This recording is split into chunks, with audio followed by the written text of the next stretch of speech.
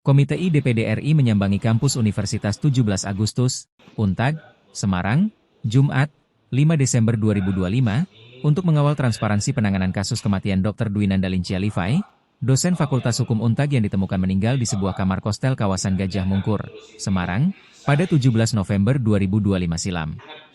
Dalam kesempatan yang berlangsung di ruang rapat Eva Hukum Untag itu, tim dari DPD RI yang hadir yakni Dr. Muhdi serta Anyarina Casmayanti beserta staf. Kemudian dari pihak kampus, hadir rektor beserta jajarannya, serta dekan Eva Untag. Kematian dosen muda tersebut sejak awal menyisakan banyak tanda tanya. Penyidik Polda Jawa Tengah mengungkap telah mengamankan sejumlah bukti mulai rekaman CCTV, pakaian, hingga barang pribadi korban. Autopsi juga sudah dilakukan, dan hasil awal menunjukkan adanya indikasi aktivitas berlebihan sebelum korban meninggal.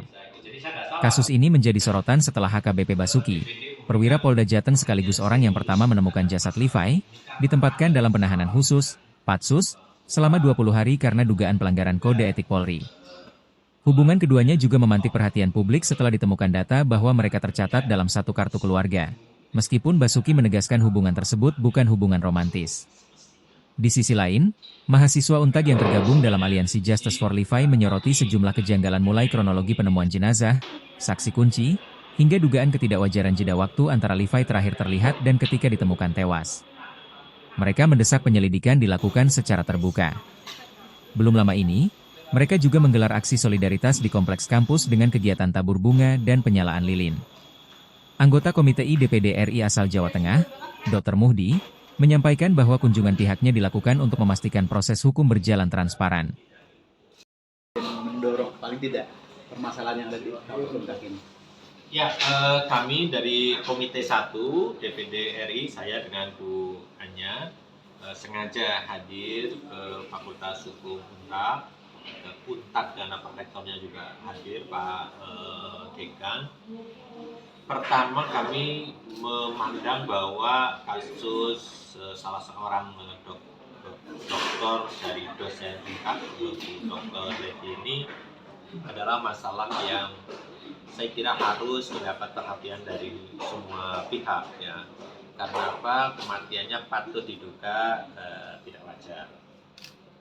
Dan kita khawatir untuk upaya penegakan hukumnya, upaya memperoleh keadilannya, ada hal-hal yang tidak transparan.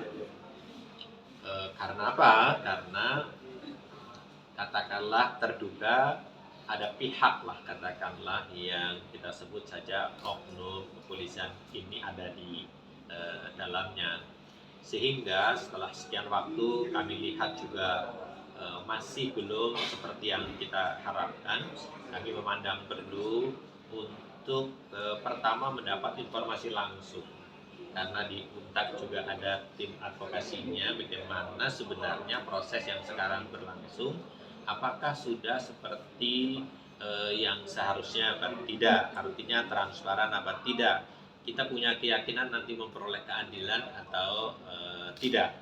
Karena bagi kami sebagai Komite 1 yang salah satunya mengawasi tidak saja otonomi tapi hukum ya, kepolisian termasuk mitra kami, maka hari ini mendapat informasi yang cukup hari ini, dan kami juga akan terus mengikuti perkembangannya yang memungkinkan pada waktu yang akan datang kami juga ke kepolisian baik ke Polda atau pihak yang nanti berkait dengan ini. Tapi prinsip hari ini kami ingin tahap awal ya untuk memastikan proses yang dirasakan betul oleh keluarga besar Untag itu seperti apa.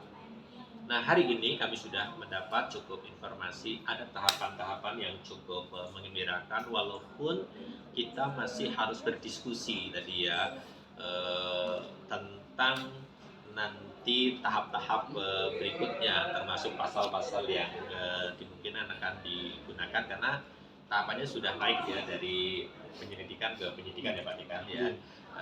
Walaupun sekarang siapa sebenarnya yang akan atau siapa yang menjadi tersangka kan belum.